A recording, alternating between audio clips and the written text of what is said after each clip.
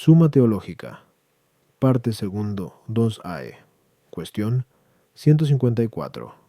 Las especies de la lujuria.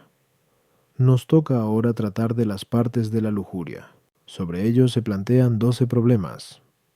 ¿Cómo se dividen las partes de la lujuria? ¿Es la simple fornicación un pecado mortal? ¿Es el pecado más grande? ¿Puede existir pecado mortal en los tocamientos, besos y actos semejantes? ¿Es pecado mortal la polución nocturna? El estupro, el rapto, el adulterio, el incesto, el sacrilegio, el pecado contra la naturaleza. El orden de gravedad en estas especies de pecado. Artículo 1. ¿Es adecuada la división de la lujuria en 6 especies? Lat. Objeciones por las que parece que no es adecuada la división de la lujuria en 6 especies. Simple fornicación, adulterio, incesto, estupro, rapto y vicio contra la naturaleza. 1. La diversidad de materia no da lugar a especies distintas. Ahora bien, esta división se toma de la diversidad de materia, es decir, en cuanto que se tiene contacto carnal con una casada, con una virgen o una mujer de otra condición. Luego parece que no se dan distintas especies de lujuria según este criterio. No parece que se originen distintas clases de un vicio por algo que es propio de otro vicio, pero el adulterio no se distingue de la simple fornicación, sino por el hecho de tener contacto carnal con la mujer de otro, en cuyo caso se comete una injusticia. Luego parece que el adulterio no debe considerarse como un pecado de lujuria. 3. Así como se puede pecar con una mujer casada, también se puede pecar con una mujer consagrada a Dios mediante voto. Por consiguiente, del mismo modo que se considera al adulterio como especie de lujuria, deberíamos hacer lo mismo con el sacrilegio. 4. El casado no solo peca si tiene contacto carnal con otra mujer, sino también si practica el acto sexual de modo indebido con su mujer, lo cual es un pecado de lujuria. Luego también esto debería considerarse como una especie de lujuria. San, dice el apóstol en 2 Cor 12:21, que Dios no me humille de nuevo, cuando vaya a vosotros, a causa vuestra, y tenga que llorar por muchos de los que antes pecaron, y no hicieron penitencia de su impureza, de su fornicación y de su lascivia. Parece, pues, que la impureza y la lascivia deben considerarse partes de la lujuria, como lo es la fornicación. Sí. Lo dividido no debe figurar como parte de la división, pero esto se da en la lujuria, ya que se dice en Gal 5:19, son manifiestas las obras de la carne: fornicación, inmundicia, impureza, lujuria. Por consiguiente, la fornicación no debe considerarse como especie de lujuria. Contra esto está el hecho de que esta división aparece en las decretales, que este es de caus. Yokusi 1.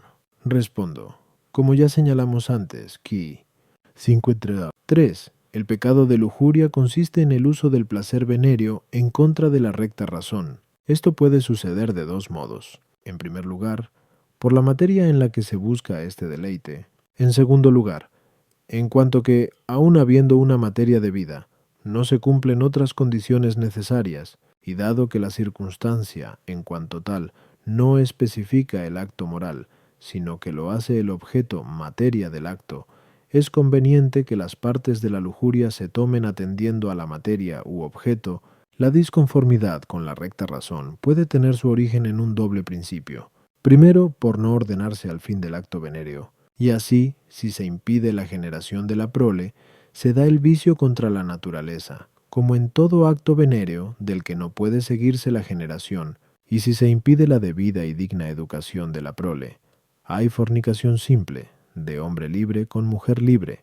La materia en la que se busca el acto venéreo puede estar en disconformidad con la razón bajo otro aspecto, en relación con otros hombres. Esto es posible por un doble capítulo. Primero, por parte de la mujer con la que se peca, al no guardarse el respeto que se le debe. A esto responde el incesto, que es el abuso de una mujer unida por consanguinidad o afinidad. En segundo lugar, si tenemos en cuenta aquella persona bajo cuya autoridad está la mujer, en efecto, si está bajo la autoridad del esposo, se comete adulterio. Si está bajo la autoridad paterna, se comete o bien estupro. si no se emplea violencia, o rapto, si se hace uso de violencia. Las especies se diversifican por parte de la mujer más que por parte del hombre, ya que en el acto venéreo, la mujer desempeña el papel de elemento pasivo, mientras que el hombre actúa como principio activo. Y ya dijimos que las especies se diversifican por razón de la materia. A las objeciones, 1. La diversidad de materia lleva consigo la diversidad formal de objeto, que se toma de los diversos modos de oponerse a la recta razón, como ya dijimos. Incorp. 2. Puede admitirse que en un mismo acto se den torpezas propias de varios vicios, como se dijo antes. 1 2 QT 18-7. Por eso el adulterio cae bajo la lujuria y la injusticia. Y la torpeza de la injusticia no es, en absoluto, accidental a la lujuria, pues ésta se hace más grave cuando conduce a un grado tan alto de concupiscencia que incluye también injusticia. 3. La mujer que promete continencia se desposa de algún modo con Dios, por eso el sacrilegio cometido al violar a una mujer en esta condición es un adulterio espiritual. De igual manera, los demás modos de sacrilegio se reducen a otros modos de lujuria. 4. El casado no peca con su mujer a causa de una materia indebida, sino por otras circunstancias que no constituyen una especie moral del acto, como dijimos antes. Incorp. Como dice la glosa en el lugar citado, la inmundicia equivale a la lujuria contra naturaleza. Por su parte, la impudicicia es la que comete el hombre con mujeres libres, y parece reducirse al estupro. Puede decirse también que la impudicicia comprende ciertos actos que acompañan al acto venéreo, como besos, tocamientos, etc. 6. La lujuria designa toda clase de excesos, como dice la glosa en el mismo lugar. Artículo 2. ¿Es pecado mortal la fornicación simple? Lat. Objeciones por las que parece que la fornicación simple no es pecado mortal. 1. Cuando una cosa se enumera juntamente con otras, ha de ser igual a ellas. Ahora bien, la fornicación se enumera con otras cosas que no son pecado, pues en Act 15:29 se dice que os abstengáis de carne inmolada a los ídolos, de la carne, de lo ahogado y de la fornicación. Pero el uso de las otras cosas no es pecado mortal, de acuerdo con lo que se dice en Prinatim 4:4. Nada hay reprobable tomado con acción de gracias. Luego la fornicación no es pecado mortal. ¿Tú? Ningún pecado mortal es objeto de precepto divino, pero en Os 1:1 el Señor dice, ve, toma por mujer una prostituta y ten hijos de prostitución. Luego la fornicación no es pecado mortal. 3. Ningún pecado mortal se menciona en la Sagrada Escritura sin su correspondiente recriminación, pero la fornicación aparece en la Escritura y en los padres antiguos sin ser recriminada, ya que en Gen 16:4 Abraham hizo uso de su esclava Agar. En 30:9 Jacob se acercó a las esclavas de sus mujeres Balaam y Selfa. Y en 38:15 Judas hizo uso de Tamar, a la que tomó por meretriz. Luego la fornicación simple no es pecado mortal. 4. Todo pecado mortal se opone a la caridad. Ahora bien, la fornicación simple no se opone a ella ni por parte del amor de Dios, porque no es pecado que vaya directamente contra Él, ni por parte del prójimo, porque en ella el hombre no comete injusticia contra nadie. Luego la fornicación simple no es pecado mortal. Fin. Todo pecado mortal lleva a la perdición eterna, no así la fornicación simple, ya que al comentar el pasaje de 1 Tim 4:8, la piedad es útil para todo, dice la glosa de San Ambrosio. El resumen de la disciplina cristiana se encuentra en la misericordia y en la piedad, y quien las cumpla, aunque sucumba ante el placer de la carne, será azotado, pero no perecerá. Luego la fornicación simple no es pecado mortal. 6. Más incluso, como dice San Agustín en Devon, lo que es el alimento para la salud del cuerpo es el acto venéreo para la conservación del género humano, pero no todo uso desordenado del alimento es pecado mortal. Por consiguiente, tampoco lo es el uso desordenado de lo venéreo. Este parece aplicable, en primer lugar, a la fornicación simple, que es la más leve de las especies enumeradas. Contra esto, está lo que se dice en Job 4:13. Guárdate, hijo, de toda fornicación, y no cometas el crimen de conocer a otra mujer que no sea la tuya. Ahora bien, la palabra crimen se refiere al pecado mortal. Luego la fornicación, y todo comercio carnal con otra mujer que no sea la propia, es pecado mortal. Solo el pecado mortal aparta del reino de Dios, pero la fornicación realiza esto, como se afirma en Gal 5:19 donde el apóstol, después de hablar de la fornicación y de otros vicios, escribe: los que tal hacen no poseerán el reino de Dios. Por tanto, la fornicación simple es pecado mortal. En las decretales 22 caus, no se ame aquí. 1. Leemos: deben saber que al perjurio debe imponérsele una penitencia similar a la del adulterio y la fornicación, homicidio voluntario y demás vicios criminales. Luego la fornicación simple es pecado criminal, es decir, mortal. Respondo: hay que sostener que, sin ningún lugar a duda, la fornicación simple es pecado mortal, a pesar de lo que dice la glosa sobre DT 23:17, que no haya prostituta, prohíbe el trato con las meretrices, cuya torpeza es venial. En efecto, no es venial, sino venal, lo propio de las meretrices. Para ver esto claramente, hay que tener en cuenta que es pecado mortal, todo pecado cometido directamente contra la vida del hombre. Ahora bien, la fornicación simple lleva consigo un desorden que repercute en perjuicio de la vida de aquel que va a nacer de tal acto carnal. En efecto, vemos que en todos los animales en los que se requiere, para la educación de la prole, la colaboración del macho y de la hembra, no practican un trato indiscriminado, sino del macho con una determinada hembra, o varias. Tal es el caso de las aves. Es distinto el caso de los animales entre los que la hembra se basta para la educación del feto, entre los cuales se da un trato carnal indiscriminado. Tales son los perros y otros similares. Ahora bien, es evidente que para la educación del hombre se requiere no sólo el cuidado de la madre que lo alimenta, sino mucho más el del padre, que debe educarlo, defenderlo y guiarlo.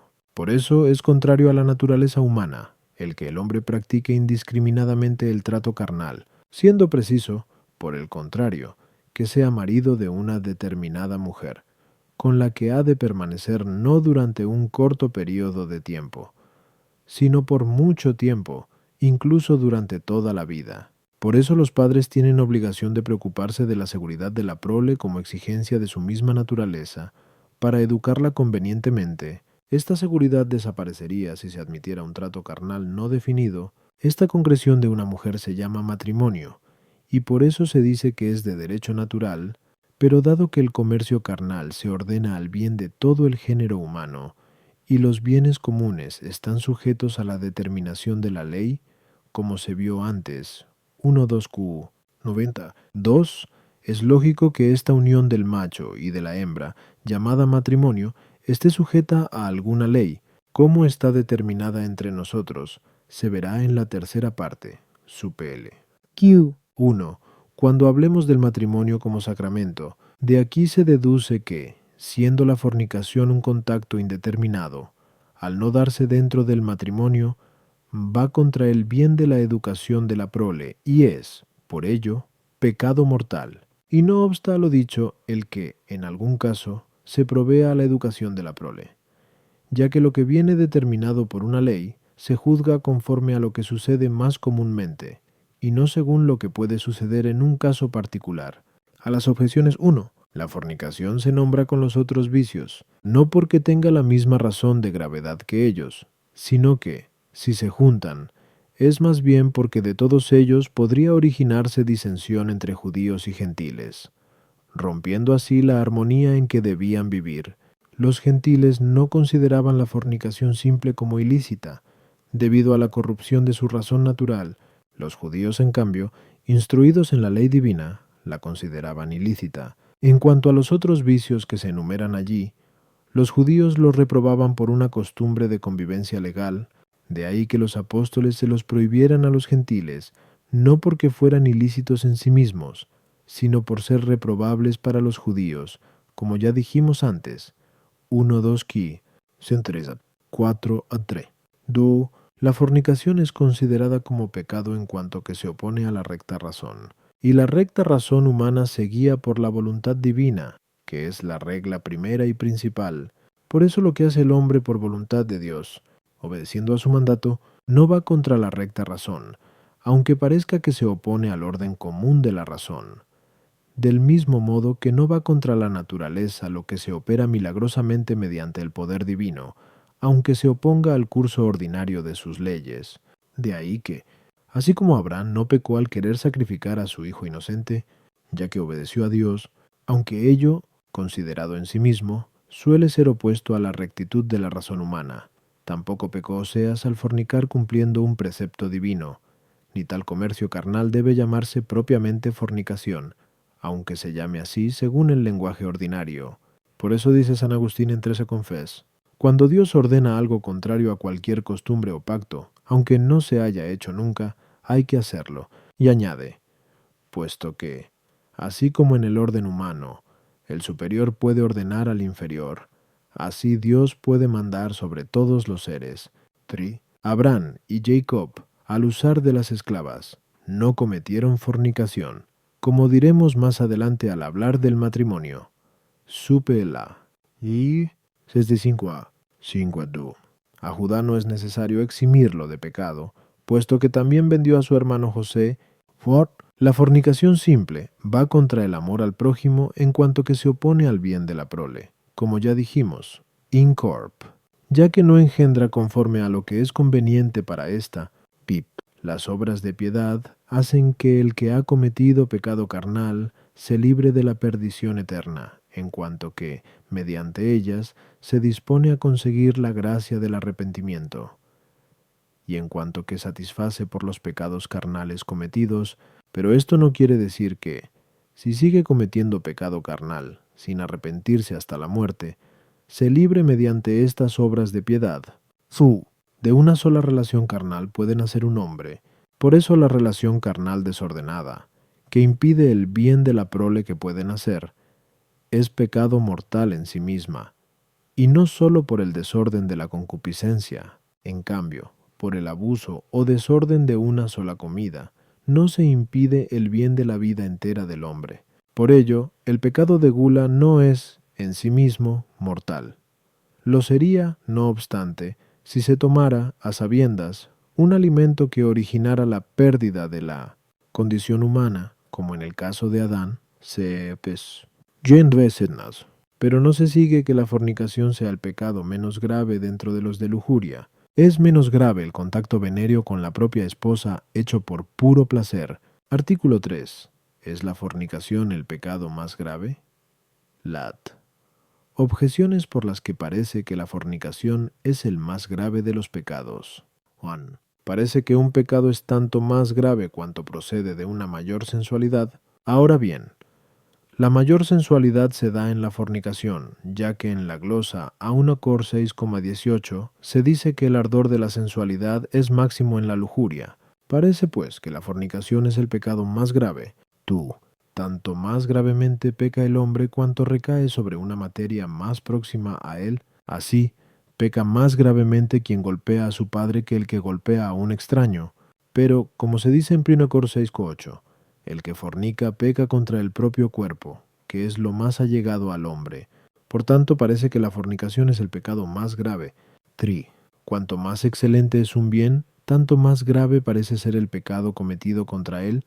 Ahora bien, el pecado de fornicación parece ir contra el bien de todo el género humano, como queda demostrado por lo dicho ya. As 2 va también contra Cristo, según lo que leemos en 1 Cor 6,15. ¿Convertiré los miembros de Cristo en miembros de una meretriz? Por consiguiente, la fornicación es el pecado más grave. Contra esto está el hecho de que San Gregorio dice que los pecados carnales son menos graves que los espirituales. Respondo. La gravedad del pecado puede medirse bajo dos aspectos: en sí mismo y por las circunstancias que lo rodean. Considerado en sí mismo, se mide su gravedad por razón de su especie, la cual se considera por el bien al que el pecado se opone. La fornicación va contra el bien del hombre que ha de nacer, y por eso, en su especie, es un pecado más grave que los que se oponen a los bienes externos, como son el hurto y otros similares, pero menos grave que los pecados que van directamente contra Dios y que el pecado contra un hombre ya nacido, como es el homicidio. A las objeciones: 1. La sensualidad que hace al pecado más grave es la que se da en la inclinación de la voluntad, pero la sensualidad que se da en el apetito sensitivo hace más leve al pecado, dado que, cuanto mayor es la pasión que mueve al hombre a pecar, tanto más leve es el pecado. Así considerada, la sensualidad de la fornicación es máxima. Por eso dice San Agustín, en su obra De Agone Cristiano, que entre todos los combates del cristiano los más duros son los referentes a la castidad, en los que se lucha diariamente y se triunfa raras veces. Y San Isidoro, en su obra De Sumo Bono, dice que por la lujuria de la carne se hace el género humano más esclavo de Satanás que por ningún otro pecado, porque es más difícil vencer la vehemencia de esta pasión. Dúo. Se dice que el que fornica peca contra su cuerpo, no sólo porque el deleite de la fornicación se consuma en la carne, lo cual también se cumple en la gula, sino también porque obra en contra del bien de su propio cuerpo, en cuanto que lo satisface indebidamente y lo mancha y mezcla con otro cuerpo. De ello no se sigue, sin embargo, que la fornicación sea el pecado más grave, ya que en el hombre la razón es más importante que el cuerpo, y por tanto será más grave el pecado que más se oponga a la razón. Dia. El pecado de fornicación se opone al bien de la especie humana, en cuanto que impide la generación concreta de un hombre que iba a nacer. Ahora bien, participa más de la razón de especie humana quien posee actualmente la razón de tal, que el que es hombre solo en potencia. Por eso el homicidio es más grave que la fornicación y que todas las especies de lujuria, por ser algo que se opone más al bien de la especie humana. También el bien divino es más excelente que el de la especie humana. Por eso son más graves los pecados contra Dios. Ahora bien, la fornicación no es un pecado que vaya directamente contra Dios, de tal modo que el que la comete busque ofenderle, sino como consecuencia, al igual que todos los pecados mortales, del mismo modo que los miembros de nuestro cuerpo son miembros de Cristo, también nuestro espíritu se identifica con Cristo, según se dice en Piracor C6:17. El que se une a Dios se hace una cosa con Él. De ahí también que los pecados espirituales sean más opuestos a Cristo que la fornicación. Artículo 4. ¿Existe pecado mortal en los besos y en los tocamientos? Lat. Objeciones por las que parece que en los tocamientos y en los besos no hay pecado mortal. Oh no. El apóstol dice en F5:3, la fornicación y toda clase de inmundicia o de avaricia, que ni siquiera pueda decirse que existe entre vosotros, como conviene a los santos. Y añade, vi 4, ni palabras torpes, ni groserías, ni truanerías. Todo esto lo interpreta la glosa como besos y abrazos, palabras suaves y obscenas, y lo que los necios llaman chocarronería. Dice a continuación, vi 5, San Pablo. Pues habéis de saber que ningún fornicario, o impuro, o avaro, que es como adoración de los ídolos, tendrá parte en la heredad del reino de Dios y de Cristo. Pero puesto que aquí no recrimina la torpeza, palabras groseras ni truanería, siguiese que estos no son pecado mortal. Decimos que la fornicación es pecado mortal, porque impide el bien de la generación y educación de la prole, pero a esto no colaboran, en absoluto, los besos, tocamientos ni abrazos. Luego en ellos no se da pecado mortal. Las cosas que son en sí mismas pecado mortal no pueden hacerse nunca sin cometer pecado, pero los besos, tocamientos, etc., pueden darse alguna vez sin pecado. Luego no son en sí mismos pecado mortal. Contra esto está el hecho de que es menos obscena una mirada que el tocamiento, abrazo o beso. Ahora bien, la mirada obscena es un pecado mortal, condenado en Med 5:28. El que mira a una mujer y la desea, ya pecó en su corazón. Luego con mayor razón serán pecado mortal el beso sensual y actos similares. Dice San Cipriano en su obra Ad Pomponium de Virginitate. Ciertamente, el contacto carnal, los abrazos, las conversaciones obscenas, el dormir en la misma cama, ¿cuánto tienen de deshonroso y de criminal? Luego el hombre, al cometer estos actos, es reo de crimen, es decir, de pecado mortal. Respondo.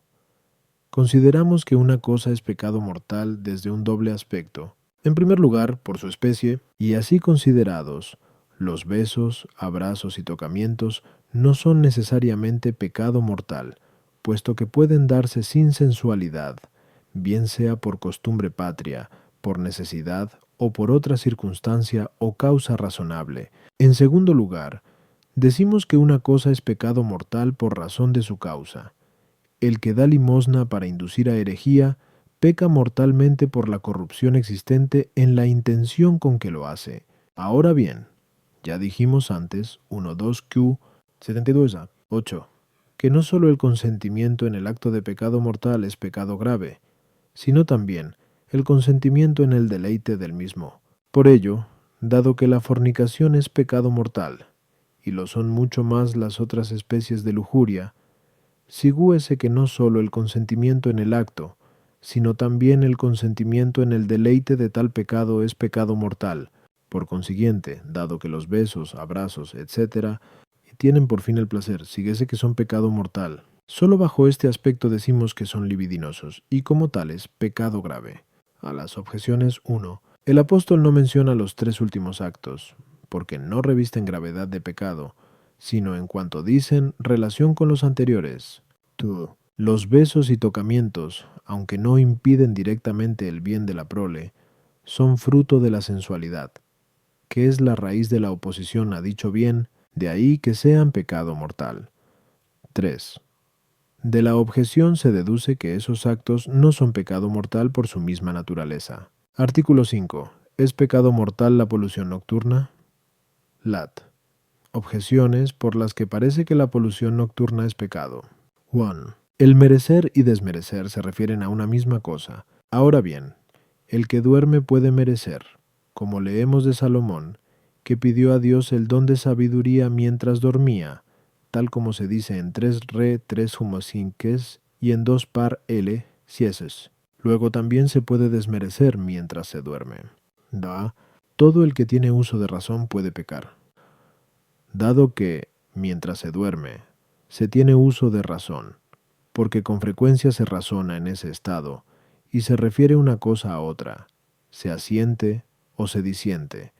Sigúese que se puede pecar mientras se duerme. Así, pues, no se excluye el que la polución nocturna pueda ser pecado, puesto que ese acto lo es en sí mismo.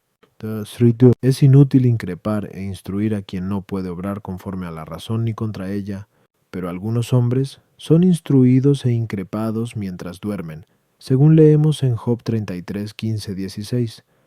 En sueños o en visión nocturna, cuando desciende el sueño sobre los hombres, entonces abre sus oídos y les da sus instrucciones. Luego, durante el sueño, puede el hombre obrar de acuerdo con la razón o contra ella, es decir, hacer el bien o pecar.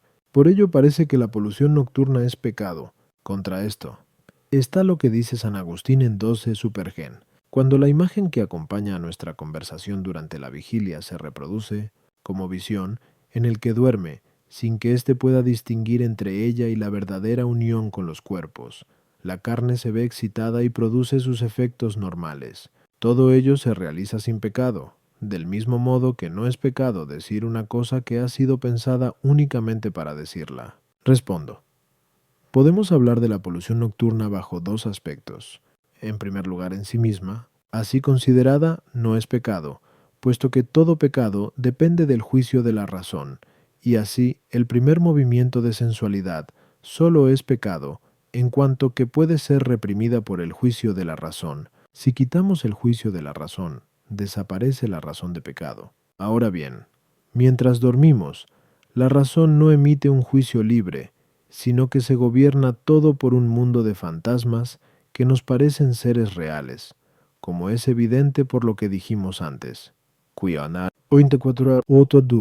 Por eso no se imputa al hombre, como pecado, lo que hace mientras duerme, como tampoco se le imputa lo que hace cuando está furioso o demente, En segundo lugar, podemos considerar la polución nocturna en relación con su causa. Esta puede ser triple, una corporal. En efecto, cuando hay en el cuerpo una cantidad sobreabundante de humor seminal, bien por conversión de los humores, o bien porque el cuerpo está demasiado caliente o por otros motivos similares, el hombre se imagina, en sueños, los actos que normalmente conducen a la expulsión del humor excesivo, como sucede con cualquier otro líquido sobreabundante.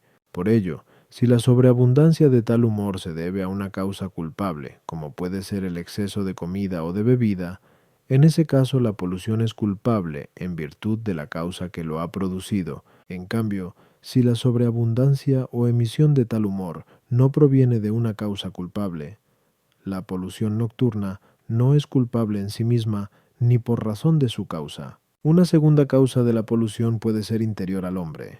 Por ejemplo, un pensamiento tenido antes del sueño. Este pensamiento que tuvo lugar durante la vigilia es, a veces, puramente especulativo, como sucede en las discusiones sobre materia carnal, o puede estar revestido de cierto afecto, deseo u horror. La polución nocturna más frecuente procede del pensamiento sobre los vicios carnales, que va acompañado del deseo de tales deleites, ya que entonces queda en el alma cierta huella e inclinación, que hacen que la imaginación, en sueños, se incline más fácilmente a consentir en actos que dan lugar a la polución. A este propósito dice el filósofo en iEthic, dado que ciertos movimientos pasan gradualmente del estado de vigilia al de sueño, los fantasmas de los estudiosos se hacen mejores que los de otros hombres. Y San Agustín dice, en 12 Supergen ad lit, que debido a la buena disposición del alma, algunos méritos suyos resplandecen incluso durante el sueño. Queda demostrado, pues, que la polución nocturna es culpable por razón de la causa que la produce. A veces, no obstante, la polución es efecto del pensamiento meramente especulativo de los actos carnales, o de la sensación de horror experimentada. En este caso no es culpable ni en sí misma ni en su causa. Puede darse, en tercer lugar, una causa espiritual extrínseca. Esto se da cuando el demonio hace que las representaciones fantásticas del que duerme se ordenen de tal manera que llegan a producir ese efecto.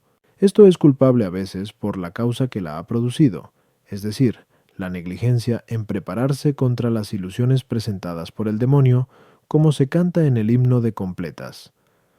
Reprime al enemigo para que los cuerpos no se manchen.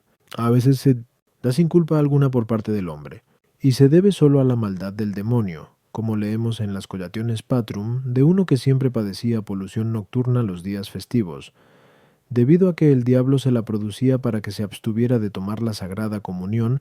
Con ello queda demostrado que la polución nocturna nunca es pecado, pero a veces es consecuencia de un pecado anterior.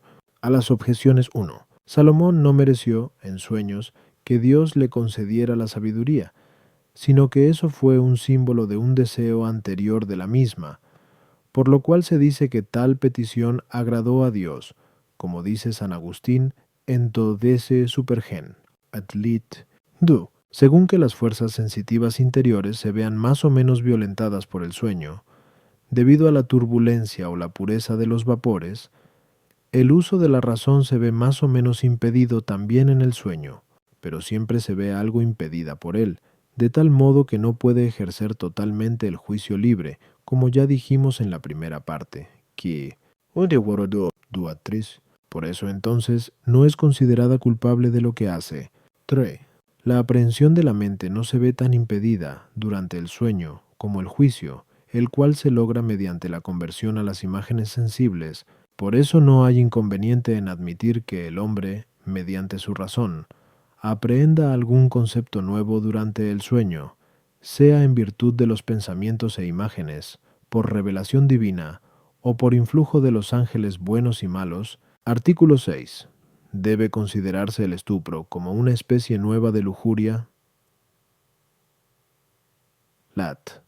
Objeciones por las que parece que no debe considerarse el estupro como una especie nueva de lujuria.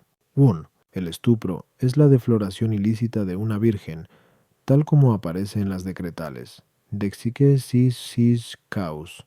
1. Pero esto puede darse entre un hombre libre y una mujer libre. en cuyo caso es fornicación. Luego el estupro no debe considerarse como una especie de lujuria distinta de la fornicación. Dice San Ambrosio en el libro de Patriarquis, que nadie se deje llevar por las leyes de los hombres. Todo estupro es adulterio. Ahora bien, las especies que se oponen mutuamente no se incluyen en el mismo acto. Luego, dado que se considera al adulterio como una especie de lujuria, parece que no debe considerarse así el estupro. 3. El cometer una injuria contra uno parece decir relación con la injusticia y no con la lujuria. Pero el que comete estupro comete injuria contra otro, es decir, contra el padre de la niña, que puede considerar que se le ha hecho un daño y apelar judicialmente contra el que ha cometido el estupro. Luego no debemos considerar el estupro como una especie distinta de lujuria. Contra esto está el hecho de que el estupro consiste propiamente en un acto venéreo por el que se deflora a una virgen. Dado que la lujuria se ocupa de los actos venéreos, parece que el estupro es una especie de la lujuria. Respondo. Donde quiera que aparezca una torpeza especial en la naturaleza de un vicio, debe suponerse una especie determinada de ese vicio. La lujuria es un pecado cuya materia son los actos venéreos, como dijimos antes, Q 53 a 1. Y existe una torpeza especial en el hecho de que sea deflorada una virgen que está bajo la tutela de su padre, en primer lugar, por parte de la niña, que por el hecho de haber sido violada, sin mediar ningún contrato de matrimonio, se ve en peligro de no lograr un matrimonio legítimo y se expone a prostituirse, cosa de la cual se retraía por temor a perder su integridad virginal. En segundo lugar, por parte del padre que se cuida de su custodia, conforme a lo que leemos en Eclo 42:11. Sobre la fuerza atrevida refuerza la vigilancia. No te haga escarnio de tus enemigos. Queda claro, por consiguiente, que el estupro, que lleva consigo la indebida defloración de vírgenes que están bajo la custodia de sus padres, es una especie nueva de lujuria. A las objeciones 1. Aunque la virgen está libre del vínculo matrimonial, no está libre de la potestad paterna. Tiene, además, el sello de la virginidad, impedimento especial contra el pecado de fornicación, y que no debe romperse sino en el matrimonio. De ahí que el estupro no sea una fornicación simple, es decir, con mujeres ya corrompidas, como aparece en la glosa a 2 Cor 12:21, que no hicieron penitencia de su impureza, de su fornicación. En ese pasaje, San Ambrosio toma el estupro de un modo más general, como pecado de lujuria en toda su amplitud. De ahí que llame estupro a todo acto sexual de un hombre casado con cualquiera otra mujer que no sea la suya. Prueba de ello es que añade: al varón no le está permitido lo que no está permitido a la mujer. También se toma así en Num 5,13. Si hay adulterio y no hay testigos, porque no fue hallada en estupro, 3. Puede admitirse que un pecado se haga más grave por la unión con otro. El pecado de lujuria se agrava con el de injusticia, porque parece más desordenada la concupiscencia, que no se abstiene del deleite ni siquiera para evitar una injusticia. Lleva consigo pues doble injusticia, una por parte de la Virgen, a la cual, aunque no corrompa por la fuerza, seduce, teniendo que satisfacer por ello, y por eso se dice en Ex 22:16-17. Si uno seduce a una virgen no desposada y tiene con ella comercio carnal, pagará su dote y la tomará por mujer. Si el padre rehúsa dársela, pagará la dote que se acostumbra por las vírgenes, y comete otra injusticia contra el padre de la niña, y está obligado a pagarle por ello, puesto que en Dete 22:28-29 se dice: si un hombre encuentra a una joven virgen no desposada, la coge y yace con ella y fueran sorprendidos, el hombre que yació con ella dará al padre de la joven 50 siclos de plata, y ella será su mujer, por haberla él deshonrado, y no podrá repudiarla en su vida. Y esto para simular que no cometió el crimen, como dice San Agustín. Artículo 7. ¿Es el rapto una especie de lujuria distinta del estupro? Lat.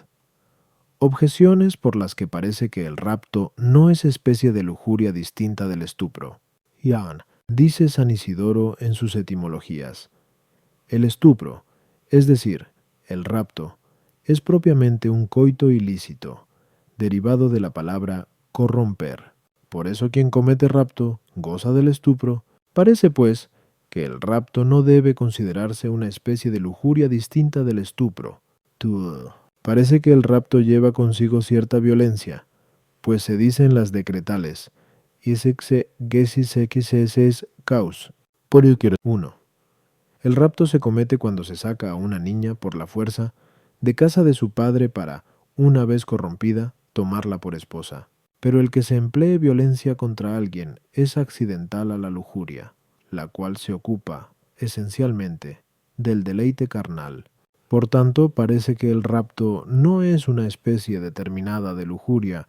3. El pecado de lujuria se reprime mediante el matrimonio, pues se dice en 1 Cor 7:2, por evitar la fornicación, tenga cada uno su mujer.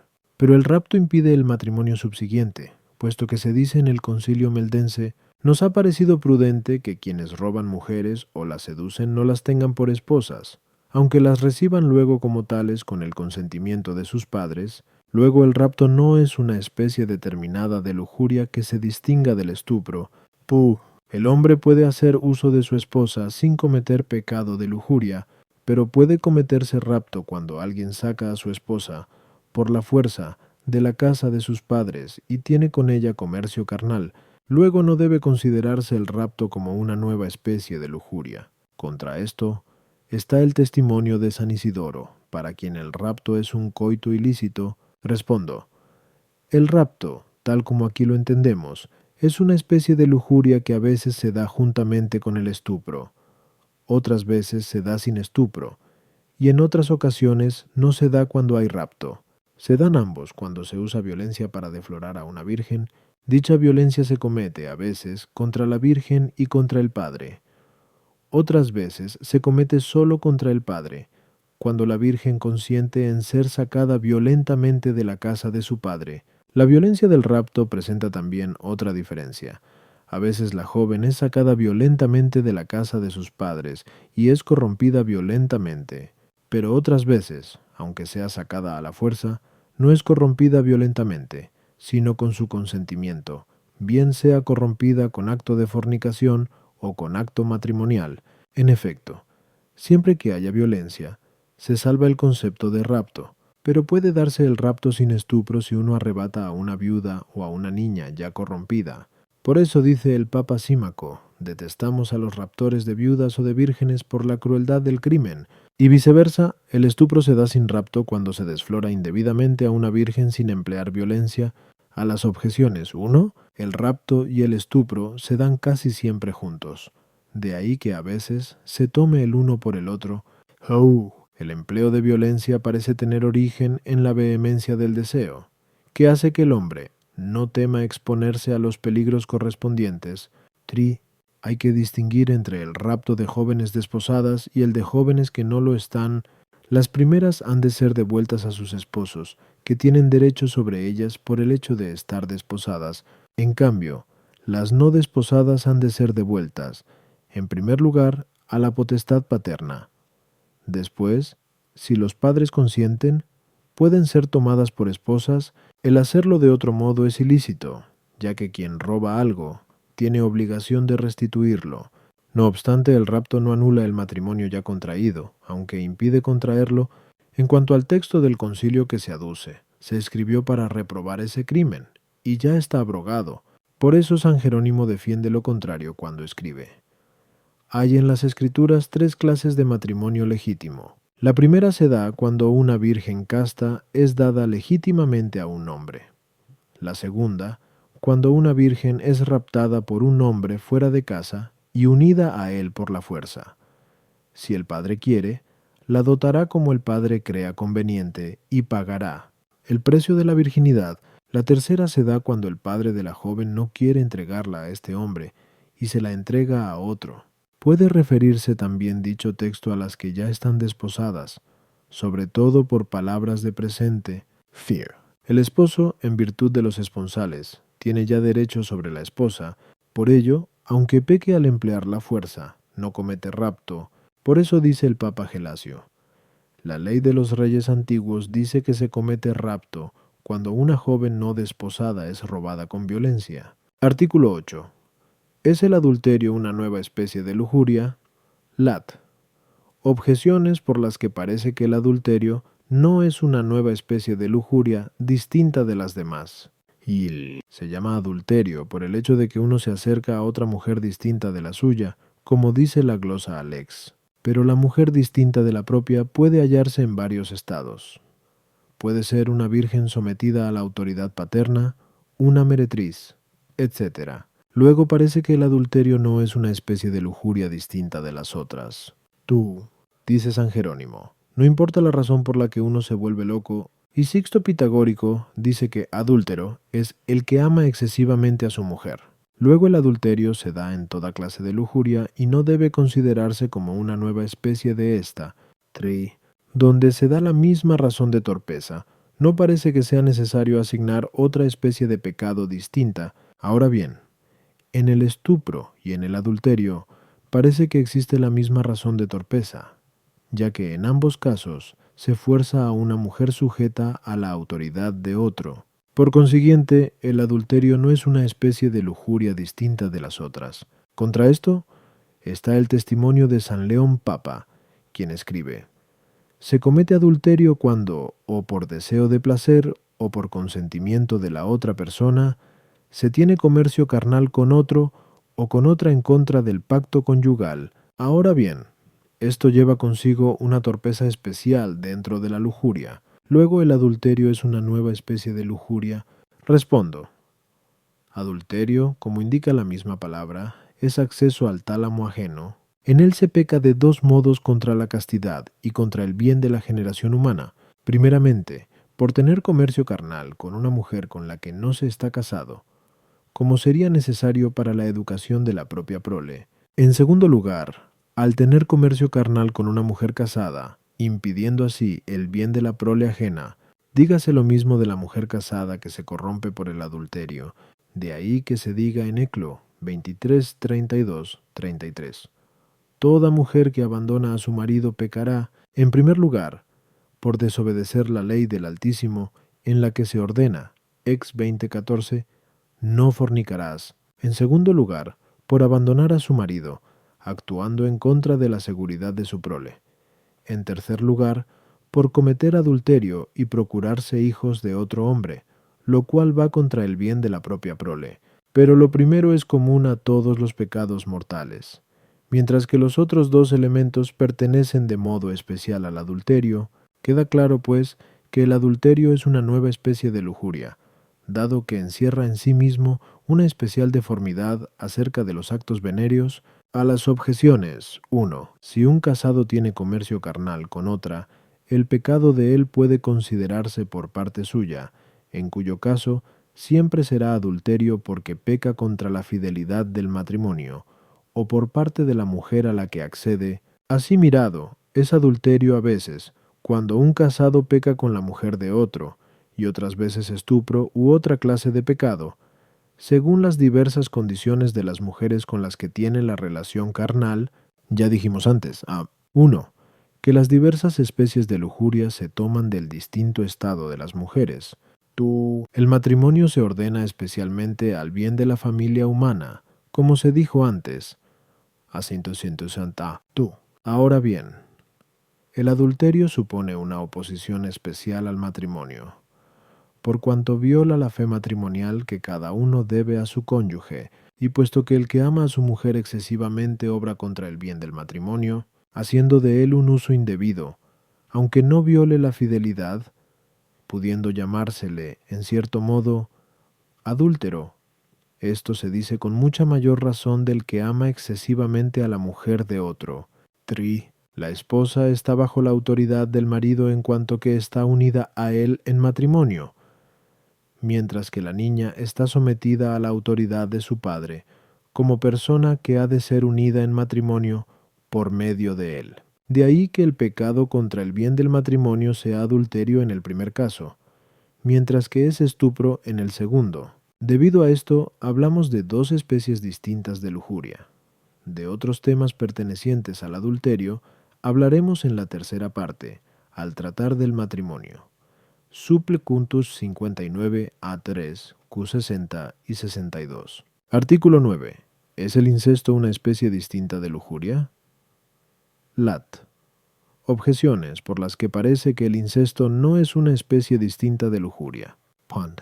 Se llama incesto porque significa privación de la castidad. Ahora bien, a la castidad se opone la lujuria de un modo genérico. Luego parece que el incesto no es una especie determinada de lujuria, sino la lujuria en términos generales, en las decretales, y caus. 1. Se dice que el incesto es abuso de los consanguíneos o afines. Pero consanguinidad y afinidad son conceptos distintos. Luego el incesto no supone una especie de lujuria, sino varias. Aquello que de suyo no constituye fealdad, no da lugar a una determinada especie de vicio, pero el comercio carnal con mujeres unidas al hombre por consanguinidad o por afinidad no es esencialmente malo. De lo contrario, nunca estaría permitido. Por tanto, el incesto no es una determinada especie de lujuria. Contra esto, está el hecho de que las especies de lujuria se distinguen por la condición de las mujeres de las que se abusa. Ahora bien, en el incesto se trata de una condición específica de las mujeres, ya que es abuso de las mujeres unidas por consanguinidad o por afinidad, como dijimos antes. Objuco. Su. Por consiguiente, el incesto es una determinada especie de lujuria. Respondo, como observamos antes a 1 y 6.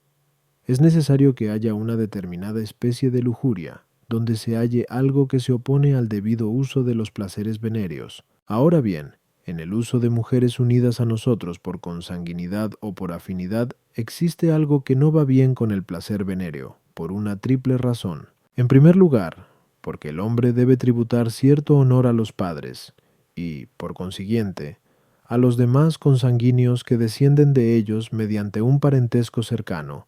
Tanto es así que entre los antiguos, como cuenta Máximo Valerio, un hijo no podía bañarse con su padre para que no se vieran mutuamente desnudos. Ahora bien, queda claro, por lo dicho anteriormente, que 142 foro cure 221. 4.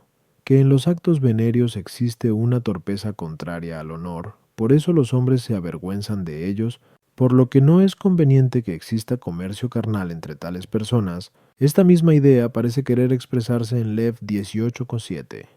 Es tu madre. No descubrirás su desnudez. En segundo lugar, es preciso que las personas unidas por la sangre tengan un trato frecuente. Por ello, si a los hombres no les estuviera prohibido el comercio carnal, les vencería fácilmente la ocasión de pecar, y sus espíritus se harían demasiado blandos a causa de la lujuria. Por eso en la antigua ley se prohíbe de un modo especial el trato con esas personas con las que se convive. En tercer lugar, uniéndose carnalmente con las mujeres unidas por consanguinidad o afinidad, se impediría la multiplicación de amigos. En efecto, al unirse el hombre a una mujer extraña, se le unen con amistad especial todos los consanguíneos de la esposa, como si fueran consanguíneos de él mismo. Por eso dice San Agustín en 15 de Sib, Dei: existe una norma rectísima de caridad, según la cual los hombres que necesitan una concordia útil y honesta se vean relacionados por múltiples circunstancias, de modo que no tenga uno varias mujeres, sino que haya una para cada uno. Aristóteles añade una cuarta razón en segundo Polit, puesto que el hombre ama naturalmente a las mujeres consanguíneas. Si se añadiera el amor derivado del comercio carnal, resultaría un amor demasiado ardiente y un gran incentivo a la sensualidad, lo cual se opone a la castidad. Queda demostrado así que el incesto es una determinada especie de lujuria. A las objeciones 1. El uso indebido de las personas unidas a nosotros contribuiría en grado máximo a la corrupción de la castidad, sea por las oportunidades o por el excesivo ardor en el amor, como dijimos antes. Incorp. W. Por eso el uso indebido de tales personas se llama, por antonomasia, incesto. Du. La persona unida por afinidad se une a otra mediante una persona unida por consanguinidad. Por ello, dado que lo uno se ordena a lo otro, vale para ambas la misma razón de inconveniencia. 3. En el comercio carnal de personas consanguíneas, hay algo esencialmente indecente y opuesto a la razón natural, el que se realice comercio carnal entre padres e hijos, cuya relación de consanguinidad es esencial e inmediata, puesto que los hijos deben, por naturaleza, respeto a los padres. Por eso dice el filósofo, en Nueto de Animal, hasta que un caballo al que se engañó para que se uniera carnalmente con su madre, se lanzó a un precipicio, como horrorizado de lo que había hecho, dando a entender que incluso entre algunos animales existe una reverencia natural hacia los padres. En cambio, en las personas que no están ligadas entre sí próximamente, sino por su relación con los padres, tampoco reviste el pecado tan suma gravedad e indecencia, sino que ésta varía según las costumbres y la ley, sea ésta humana o divina. Ya hemos dicho, A2, que el uso del placer venéreo, al estar ordenado al bien común, está sujeto a la ley. Por eso, como dice San Agustín en 15 de Siv, Dei, el comercio carnal entre hermanos y hermanas, si bien fue recomendable antiguamente, por venir impuesto por la necesidad, pasó luego a ser reprobable por prohibirlo la religión. Artículo 10. ¿Puede el sacrilegio ser una especie de la lujuria? Lat. Objeciones por las que parece que el sacrilegio no puede ser una especie de la lujuria.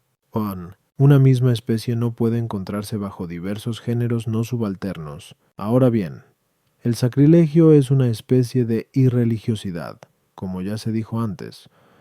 Os, cos, 99.2. Luego no puede constituir una especie de lujuria, en las decretales, 1. No se incluye el sacrilegio entre otros vicios considerados como especies de lujuria. Luego parece que no es una de ellas. 3. Al igual que la lujuria, también otros vicios pueden dar lugar a que se haga algo contra una cosa sagrada, pero nunca decimos que el sacrilegio sea una especie de la gula ni de otro vicio semejante a ella. Luego tampoco podemos considerarlo como una especie de la lujuria.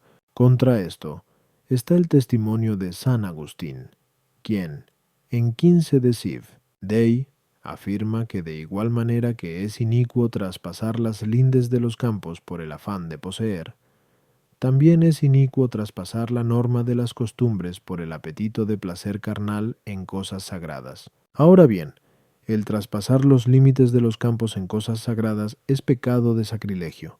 Luego también constituye sacrilegio el traspasar los límites de las costumbres por el apetito de placer carnal en cosas sagradas, y como el apetito del placer carnal pertenece a la lujuria, también el sacrilegio es una especie de ella. Respondo, como dijimos antes, Q. Witinia 3Q. No interroga tu seatu, 1-2Q. Joab 7. El acto de una virtud o de un vicio que se ordena al fin de otro, asume la especie del mismo.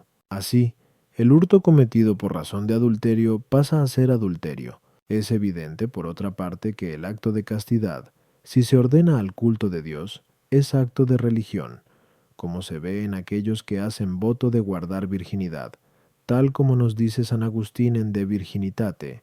Es claro, por consiguiente, que también la lujuria, cuando profana algo perteneciente al culto divino, pertenece a la especie de sacrilegio. Desde este punto de vista, puede considerarse el sacrilegio como una especie de la lujuria. A las objeciones. 1. Si la lujuria se ordena al fin de otro vicio, se convierte en una especie del mismo. Así, alguna especie de lujuria puede ser también una especie de irreligiosidad, como perteneciente a un género superior.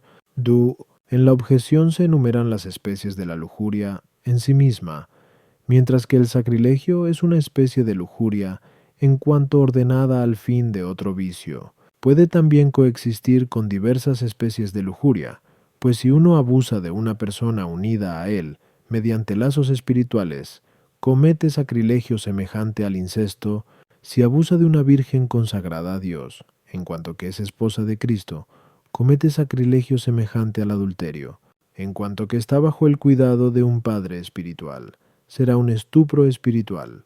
Y si se emplea la violencia, será un rapto espiritual, que está más penalizado que otro rapto incluso en la ley civil. De ahí que diga el emperador Justiniano, si alguien, no digo raptara, pero si intentara siquiera raptar a vírgenes sagradas para contraer matrimonio con ellas, sea castigado con la pena capital. 3. El sacrilegio se comete con cosas sagradas. Ahora bien, Cosa sagrada puede ser una persona sagrada que se desea para cometer con ella actos carnales, y entonces cae dentro de la lujuria, o cuya posesión se desea, en cuyo caso pertenece a la injusticia. También puede el sacrilegio pertenecer a la ira si se comete injuria contra una persona sagrada bajo el influjo de la ira. Incluso, si se toma con gula un alimento sagrado, se comete sacrilegio. Pero el sacrilegio se incluye, de manera especial, en la lujuria, que se opone a la castidad, a cuya observancia se consagran de modo especial algunas personas. Artículo 11. ¿Es una especie de la lujuria el pecado contra la naturaleza? Lat. Objeciones por las que parece que el pecado contra la naturaleza no es una especie de la lujuria. En la anterior enumeración, a mínimo sentas, 2 de las especies de lujuria, no se menciona el vicio contra la naturaleza. Luego no es una especie de lujuria. La lujuria se opone a una virtud, y como tal queda incluida bajo la malicia, pero el vicio contra la naturaleza no está contenido bajo la malicia, sino bajo la bestialidad. Según atestigua el filósofo en Septimi Ethic, luego el vicio contra la naturaleza no constituye una especie de lujuria. 3. La lujuria tiene como materia propia actos ordenados a la generación humana.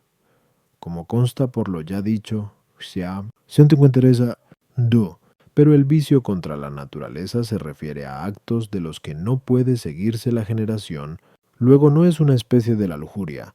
Contra esto está el pasaje de 2 Somanacos 12:21, donde figura el vicio contra la naturaleza al enumerar otras clases de lujuria. No hicieron penitencia de su inmundicia, de su fornicación y su lascivia, sobre lo cual comenta la glosa. Inmundicia, es decir, lujuria contra la naturaleza. Respondo. Como dijimos ya antes, a 6 y 9, existe una determinada especie de lujuria en la que hay una razón de torpeza que hace que el acto venéreo sea malo. Esto puede darse bajo un doble aspecto. En primer lugar, porque choca contra la recta razón, como sucede en todo vicio de lujuria. En segundo lugar, porque se opone también al mismo orden natural del acto venéreo, apropiado a la especie humana, y entonces se llama vicio contra la naturaleza. Esto puede suceder de varios modos. Primero, si se procura la polución sin coito carnal, por puro placer, lo cual constituye el pecado de inmundicia, al que suele llamarse molicie. En segundo lugar, si se realiza el coito con una cosa de distinta especie, lo cual se llama bestialidad. En tercer lugar, si se realiza el coito con el sexo no debido, sea de varón con varón o de mujer con mujer, como dice el apóstol en Rom 1:26-27, y que se llama vicio sodomítico. En cuarto lugar, cuando no se observa el modo natural de realizar el coito, sea porque se hace con un instrumento no debido o porque se emplean otras formas bestiales y monstruosas antinaturales, a las objeciones 1. En la objeción se enumeran las especies de lujuria que no se oponen a la naturaleza humana. Por eso no se alude al vicio contra la naturaleza. La bestialidad se distingue de la malicia, que se opone a la virtud humana en cuanto a un exceso acerca de la misma materia. Por eso puede incluirse en el mismo género. 3. El lujurioso no busca la generación humana, sino el placer venéreo, que puede experimentarse sin realizar actos de los cuales se sigue la generación. Y esto es lo que se busca en el vicio contra naturaleza. Artículo 12. ¿Es el vicio contra la naturaleza el pecado más grave entre las especies de la lujuria? Lat. Objeciones por las que parece que el vicio contra la naturaleza no es el pecado más grave entre las especies de la lujuria. Son: cualquier pecado es tanto más grave cuanto más se opone a la caridad. Ahora bien, parece que se oponen más a la caridad del prójimo el adulterio, el estupro y el rapto, que infieren una injuria al prójimo, que los pecados contra la naturaleza, que no suponen injuria contra nadie. Luego, el pecado contra la naturaleza no es el más grave de entre las especies de la lujuria. Parece que son pecados más graves aquellos que se cometen contra Dios, pero el sacrilegio se comete directamente contra Dios, por ser una injuria contra el culto divino. Luego el sacrilegio es un pecado más grave que el pecado contra la naturaleza. 3. Parece que un pecado es tanto más grave cuanto se comete contra personas a las que debemos querer más. Ahora bien, según el orden de la caridad, debemos amar más a las personas que están más unidas a nosotros, a las cuales manchamos mediante el incesto, que a las extrañas, a las cuales manchamos a veces por el vicio contra la naturaleza. Luego el incesto es un pecado más grave que el vicio contra la naturaleza. 4. Si el vicio contra la naturaleza es el más grave, parece que ha de ser tanto más grave cuanto más se opone a la naturaleza, pero parece que los pecados que más se oponen a la naturaleza son la inmundicia y la molicie, ya que parece más conforme a la naturaleza el que haya un elemento activo y otro pasivo. Según esto, la inmundicia sería el pecado más grave contra la naturaleza, lo cual es falso. Luego, los vicios contra la naturaleza no son los más graves de entre los de la lujuria. Contra esto está lo que dice San Agustín en su obra De Adulterin, coniugis. De todos estos, es decir, de los pecados pertenecientes a la lujuria, el peor es el que va contra la naturaleza. Respondo.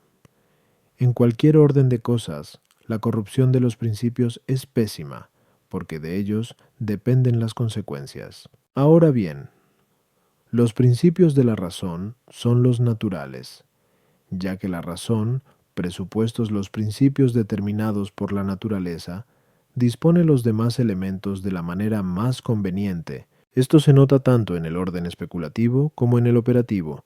Por ello, así como en el orden especulativo un error sobre las cosas cuyo conocimiento es connatural al hombre es sumamente grave y torpe, así es también muy grave y torpe, en el orden operativo, obrar contra aquello que ya viene determinado por la naturaleza. Así pues, dado que en los vicios contra la naturaleza el hombre obra contra lo que la misma naturaleza ha establecido sobre el uso del placer venéreo, síguese que un pecado en tal materia es gravísimo. A continuación viene el incesto, el cual, como dijimos antes, Amani no 9, atenta contra el respeto natural que debemos a las personas próximas a nosotros. En efecto, las otras especies de lujuria nos hacen pasar por encima de lo que ya viene determinado por la recta razón. Presupuestos. No obstante, los principios naturales, pero es más contrario a la naturaleza, el usar de los placeres venéreos no sólo en contra de la generación de la prole, sino cometiendo injusticia contra otro. Por eso la fornicación simple, en la que no hay injusticia contra otro, es la menos grave entre las especies de lujuria, y es mayor injusticia abusar de una mujer sujeta a otro en lo que se refiere al uso de la facultad generativa, que si lo está solo en cuanto a su custodia. Por eso el adulterio es más grave que el estupro. Uno y otro se agravan si existe violencia. Por eso el rapto de una virgen es más grave que el estupro, y el rapto de una esposa es más grave que el adulterio. Todas estas especies se agravan si hay sacrilegio, tal como ya dijimos. Haciendo tiene dúo. A las objeciones 1, así como el orden de la recta razón procede del hombre, así el orden natural procede de Dios. Por eso en los pecados contra la naturaleza, en los que se viola el orden natural, se comete una injuria contra Dios, ordenador de la naturaleza. De ahí que diga San Agustín en Tresce Confes: los delitos contra la naturaleza son reprobables y punibles siempre y en todo lugar, como lo fueron los de los sodomitas. Aunque todos los hombres cometieran ese mal, seguiría pesando el mismo reato impuesto por la ley divina, que no hizo a los hombres para que obraran así, pues se viola la familiaridad que debemos tener con Dios, y a que se mancha, con la perversidad del placer, la naturaleza de la que Él es autor. Tú, los vicios contra la naturaleza son también vicios contra Dios, según dijimos antes, ad uno, y son tanto más graves que el sacrilegio, cuanto el orden de la naturaleza es anterior y más estable que cualquier orden sobreañadido. 3. A cada individuo le es mucho más íntima la unión de la naturaleza específica que con cualquier otro individuo extraño. Por eso son más graves los pecados contra la naturaleza de la especie. Potts. La gravedad de un pecado se mide más por el abuso de una cosa que por la omisión del uso debido. De ahí que, entre los pecados contra la naturaleza, sea la menos grave la inmundicia, que consiste únicamente en la omisión del coito con otra persona. El más grave de los pecados es la bestialidad, al no guardarse en él el modo de la especie humana. Por eso, al comentar el pasaje de Gen 37:2, acusó a sus hermanos de un crimen pésimo, dice la glosa. Tenían relaciones sexuales con el ganado. Viene a continuación el crimen sodomítico, en el que no se observa el sexo debido, y después viene el pecado consistente en no guardar el debido modo de realizar el coito, más grave, si no se realiza en el órgano propio de la generación, que si hay algún desorden en cuanto a otros detalles relativos al modo de realizar el coito.